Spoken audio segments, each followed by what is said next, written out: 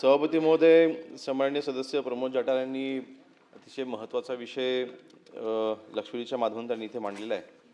खरं तर आपल्या सर्वांना माहिती आहे की छत्रपती संभाजी महाराजांना ज्या ठिकाणाहून अटक करण्यात आली तो जो वाडा आहे तर त्या ठिकाणी स्मारक झालं पाहिजे अशी भावना अनेक वर्षांपासूनची आपण सर्वच छत्रपती संभाजी महाराजांचे आपण भक्त आहोत असं म्हटलं तरी चुकीचं ठरणार नाही.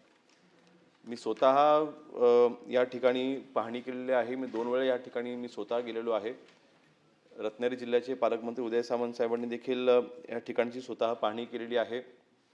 आणि एकंदरीत हे स्मारक होत असताना महाराजांची जी कीर्ती आहे त्याला शोभेचं स्मारक झालं पाहिजे ही भावना आपल्या सगळ्यांचीच आहे.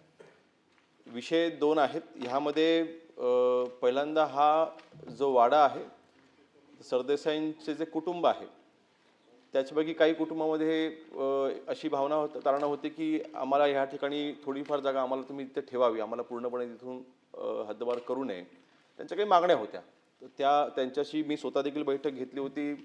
सन्माननीय अजितदादा त्यावेळेस होते, अजितदादांनी देखील तेव्हा त्यांच्याशी बैठक घेतली होती.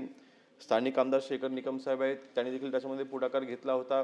पालकमंत्री मोदयांनी बैठक घेतली होती. आम्ही सगळेच प्रमोद जाटारचे आम्ही सगळेच त्याच्यामध्ये ते प्रयत्न करतोय. आणि त्यामध्ये पहिल्यांदा भावना अशी आहे की ज्या ठिकाणी हा वाडा आहे हे स्मारक त्या ठिकाणी झालं पाहिजे.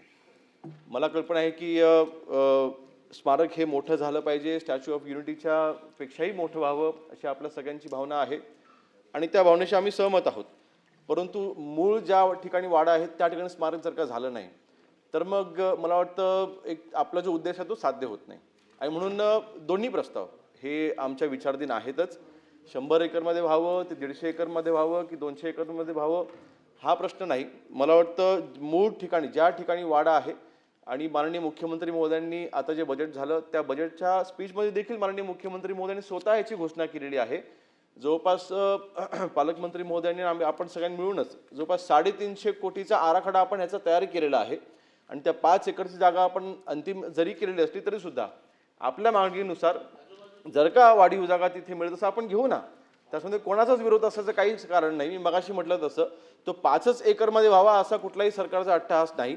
तुम्ही म्हणतो आपण 100 एकर म्हटलंय, मी म्हणतो त्यापेक्षा जास्त जर जागा मिळत असेल ती जागा आपण घेऊ, काही अडचण नाही, काही अडचण नाही. फक्त आता आराखडा हा 350 कोटीचा आपण तयार केलेला आहे.